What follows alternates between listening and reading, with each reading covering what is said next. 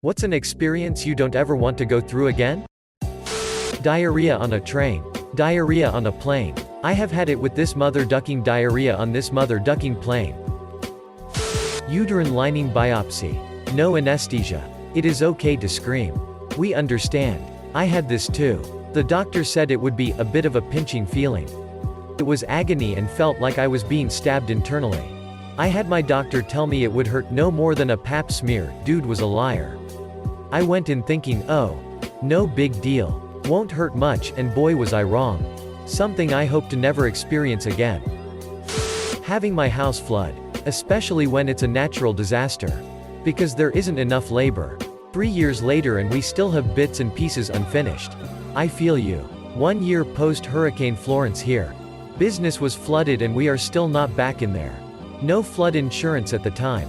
So I spent the first 6 months after the storm just trying to find a way to finance repairs to the building. There are still people in the community sleeping on family members' couches. Hoping everything continues to come together for you and your loved ones. The resident came in and took a chair. Asked if I wanted my parents to leave the room for the conversation. I said it was fine that they stay. She then told me my 2.5-year-old had leukemia. I wouldn't wish the last year on anyone. Duck childhood cancer. Edit. Wow. This really took off while I was out trick-or-treating. Thank you for the awards. Concern and well wishes. He is in remission and doing well. Though he still has another 2.5 years of treatment ahead of him before he rings the bell. His protocol is long. He's pretty traumatized from all the shit he went through. Which has been pretty hard, but we're working on it, and to be fair, we're pretty traumatized too. He's scared of change and strangers and needs a lot more hugs than he did before. But he's still a little badass. Here he is ready to head out trick-or-treating. Immature.com. Getting a call that my son had gotten hit by a car and was en route to trauma center. Duck that day. My wife and 2 of my kids were in a car accident when I was at work a few years ago. Some stupid young itch decided red meant go. And getting to the hospital with all those thoughts about them being badly hurt or worse running through my head was horrific. Luckily though they were all fine physically, bit of whiplash etc, but my daughter still remembers it and will bring it up sometimes. People need to start respecting cars more. They are speeding death machines. That stupid itch almost destroyed everything I hold dear because she needed to get somewhere so important that she almost killed 4 people. Kidney stone. Yes. God yes. Awful stupid things. And I know people who have awful diets that consist of just chugging pop all the time or that sort of habits and they never get them. I drink water like a damn ocean creature all the time and I still get them. And once you've had them one time you know the pain of them, and if you ever even have a twinge of pain again that signals they are coming back, you go into total paranoia state. I've never chugged water. Cut out all the salt and other tips like that so fast in my life until I felt that kidney stone movement again out of the blue. And I'm a chick, it's even shittier for men. My sympathies for guys, because if they were hell for me I can't imagine what it's like for someone with a pen 15 to pass those damn things. Waking up to my mother screaming and crying after finding out my oldest sister had passed away from internal bleeding and complications with her liver. All I heard as soon as I woke up were the howling cries of my mom. I thought it hurt to see her cry. But when she cried like this, I lost it internally. I heard similar cries from my mom on the day that her dad died. It's been 10 years almost to the day and I can still hear her screaming in my head. I resonate with your comment. My mum and dad had flown to the city my grandpa, mum's dad, lived in to be at his bedside when he was taken into hospital. He was 91, so everyone was kind of holding their breath, waiting to see if he would pull through. I happened to call my mum to check up on how things were going just as they had been told by the hospital to come right away. So she said they were getting a taxi and she would call me back later. We quickly ended the call and I felt so unsettled that I couldn't sit back down after we hung up. I just walked around my house, waiting. When she called back I picked up, said hello, and the first thing out of her mouth between crying was just, "He's gone." After that phone call ended I immediately just burst into tears. The pain I could hear in her voice was so visceral. Even though we all knew he logically couldn't have much longer to live. He was apparently still cheery while in hospital, cracking jokes with the staff and such. They had told him the day before this that he might even be able to go home in a few days. But he was kind of cycling between being in extreme pain and then lucidity at the end. So I think it felt like even more of a shock when he did finally pass away. Because he seemed like his normal self even so close to the end. Staying with and hearing my grandma cry and call out for my grandpa in her sleep in the days after he passed truly broke my heart into a million tiny pieces. Edit. Thank you, kind stranger. I took my grandpa's death relatively well, in his 80s. Fully functional. Died in hospital after a week's stay. I think he even kinda knew last time I saw him. But when I saw my grandma, it broke me. In 2 days. She literally aged 20 years.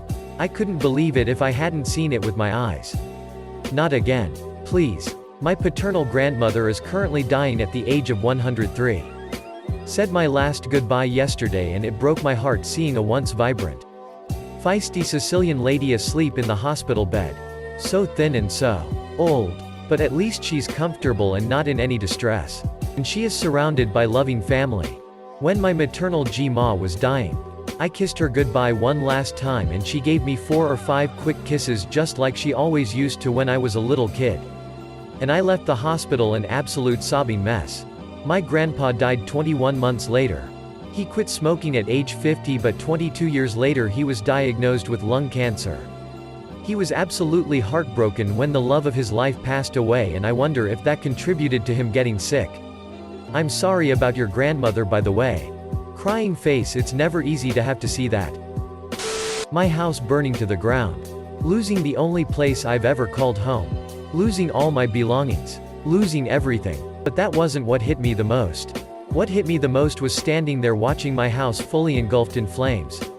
And knowing there is absolutely nothing I could do to help. That was the worst feeling of my life. Edit. For everyone asking. It started as a grease fire. Edit 2. Holy crap, this has blown up. For everyone wondering. It was inevitable. No, it wasn't water on a grease fire. Sadly I know this feeling so well too. Even worse than losing my house. Belongings. Memories was losing my cat who was stuck inside. Tears me apart every time I think about it. Sending US hug. X. Waking up to find my husband dead on the couch. He was only 26, as was I, and I was absolutely devastated. I found my wife, 35 at the time, dead in the bathroom, not suicide. Just a couple years before that. Her younger sister was killed in a car accident. Sorry for your loss. I found my boyfriend of 5 years and father to our 4-year-old daughter dead on the couch December 22, 2018. I still don't remember a thing from that morning. The doctor said my brain just blocked it out. I'm sorry for your loss. There's no pain like losing your significant other. My mom has end-stage breast cancer and watching her health and spirit deteriorate is the most painful experience I've ever known. I'm so very sorry for you and your mom. I had surgery, chemo, and radiation this year for breast cancer and it sucked. But I'm thankful it's an option for me and I'm still here. My heart goes out to you. Truly. Being stuck in a mental hospital. It's not like in the movies but it's the feeling of being so close to freedom yet so far away. Yes. I was in a general unit. Most everyone was nice. But there was like 2 or 3 out of like 10 that gave me a weird vibe. One being my roommate. I hated it. There was nothing to do except take pills and talk in group. The day I knew I was getting out, my mom came to get me. She had to wait 3 hours in the parking lot. When I asked what time I was leaving they kept saying, when your ride gets here, I called my mom over an hour ago and she's been sitting outside waiting. Becoming homeless. Truly a terrifying experience and I never wanted to happen again. Edit. Wow. I'm getting a lot of reactions on this. I'll do my best to reply to everyone. To all of those who are currently in fear of becoming homeless. I hope you'll be able to get out of this situation as quickly as possible. Stay strong. Edit 2. When I was talking about becoming homeless, I meant being homeless, jobless and without a vehicle or any money or form of income.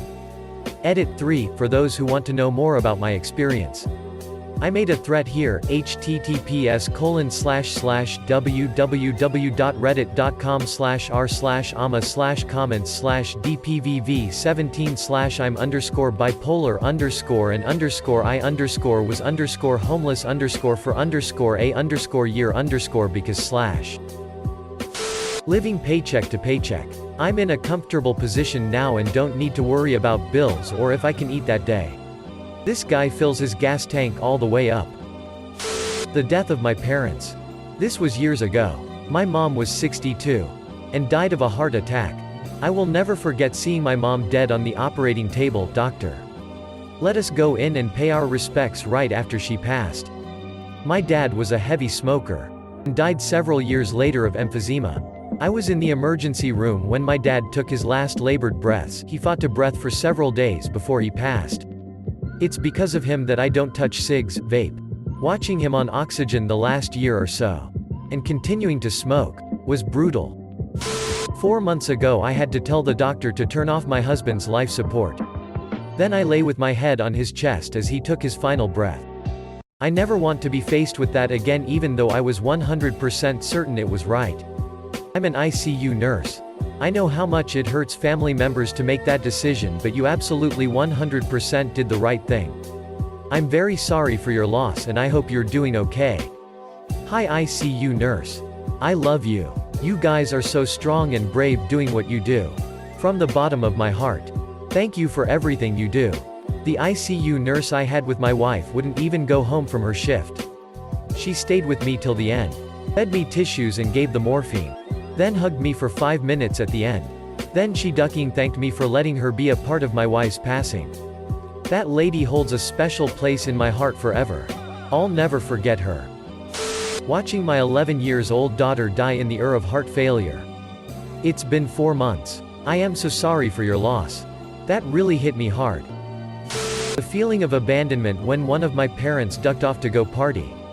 Do Drew Gus and be a complete douche and never call for 1-2 years. Pretty convenient to reconnect when I'm an adult and all the hard work is over. Ditto. Got about 10 years of resentment built up. I see her now and it's about as okay as it can be, but sometimes I slip in a sentence here or there that I know will hurt her. This is nothing compared to others. But I'd have to say getting potassium put into your body through an IV. That sheet burns like nothing else. I'm a type 1 diabetic and have gone DKA a few times. And part of the recovery in the hospital is that they have to give you potassium as insulin apparently can lower it. It may be a horse pill. But always ask for it in pill form if at all possible. You can even ask to have the pills cut in half and for some applesauce to get them down. I had to have emergency surgery to stop the blood loss I was experiencing. I lost enough blood that they did 2 transfusions and a potassium drip afterwards. I woke up at 2 a.m. screaming for someone to help. The nurse ran in and had to hold me down to keep me from ripping the IV out. The only vein I had open was on the side of my wrist, so it felt like my elbow had been lit on fire. They tried to lower it, but it was still too much. They just gave up and gave me the horse pills instead. Never again. The entirety of middle school. No thanks. In my opinion, middle school kids are bigger big digs than high school kids. I ducking hated middle school and the kids were obnoxious. Being horribly behind on a school subject with an exam coming up. I still have weird nightmare dreams about this scenario. I can't stand that this scenario is kind of looked at as, oh, millions of people go through this in school all the time. Deal with it. No man. This sheet is so anxiety-inducing and downright scary sometimes. The fact that it's a common problem shouldn't mean it can be overlooked. Hope all went well for you. Appendicitis. Sucks. As soon as my surgery was done I had the stomach bug, worst experience by far. I hated having to figure out how to poop and pee again for the 2 weeks after surgery because I felt like I was going to tear out my internal and external stitches. Dislocating my shoulder while standing on a ladder and flailing wildly because holy duck my shoulders popped out. I dislocated my kneecap once. It happened a lot with my sister. So I knew I could pop it back in and I did. Afterwards it felt like a bad sprain. But those few seconds when the kneecap was in the wrong position, it's hard to describe. I don't remember any pain. But it was the most horrible feeling of panic and horror when something is just asterisk not where it's supposed to be, asterisk. I think more than a few seconds would have driven me insane. How did you stand it? That feeling when the doctors took away my baby to perform open heart surgery on her. It was after hours and hours of waiting and struggling to keep her calm without food or rest. But the emotions that flooded me when they took her were the worst of my life. It fills me with dread and panic and terror just thinking about it. I wish she wasn't at school right now. I need to give her a hug. Give her the biggest hug when she gets back. Person of Reddit. It's something she'll remember for the rest of her long life. Talking someone out of a suicide. Last year, after a very emotionally draining day for me, a friend who has been suicidal for a long time called me to come see him. We lived in college, so it's not like I had to travel far, at probably around 3 a.m. I was tired. We'd had an event that night. And I had had a very long day with some things back home. Needless to say, I was not in my best or most helpful mood. And I had sobered up and just wanted to go to bed. Honestly, I've mostly blocked out what he said to me. But I could tell he was having a bad night. He was being super self-pitying and just wasn't accepting anything I was saying to try and help or make him feel better.